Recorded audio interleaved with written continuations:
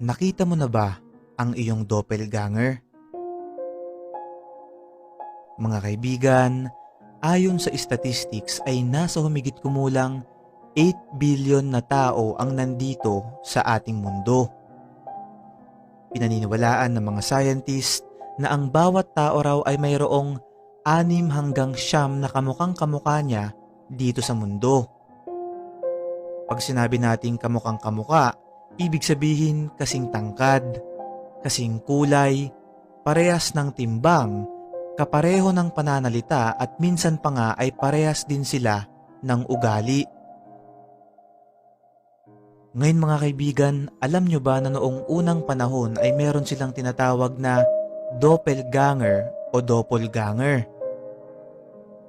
Ito ay isang German word na ang ibig sabihin sa Ingles ay double walker. Para sa mga hindi nakakaalam, ang doppelganger ay isang paranormal phenomena kung saan pinaniniwalaan na ang mga doppelganger daw na ito ay nilikha ng demonyo. Kapag nakita mo raw ang doppelganger mo o yung taong kamukhang kamukha o kaparehong kapareho mo, ay may darating na kamalasan sa iyong buhay. Ang paniniwalang to ay nagsimula noong 16th century kung saan nagkaroon ng napakaraming reports patungkol dito na nakakita raw ang mga tao ng isa pang tao na kamukhang kamukha nila pero hindi naman nila kilala o kaano-ano. Dito sa Pilipinas ay marami ding ganyang kwento lalo na yung mga nasa probinsya at ang nakakakilabot pa dito ayon mismo sa mga nakaranas na ng ganito ay kapag nakita mo raw ang doppelganger mo ay agad-agad mo itong layuan sapagkat ikaw ay papatayin nito at siya na ang papalit sa iyong buhay.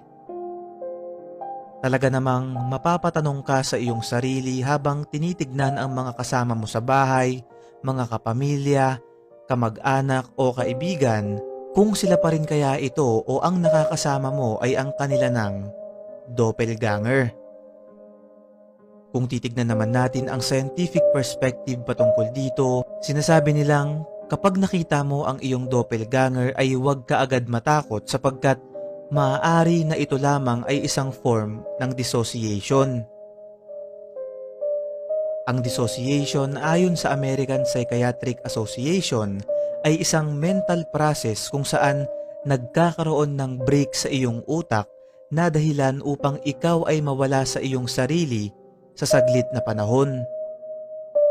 Kapag nakakaranas ka nito ay hindi mo alam ang iyong ginagawa at may mga pagkakataon rin kung saan nakakakita ka ng mga bagay o tao na gawa-gawa lamang ng iyong isip.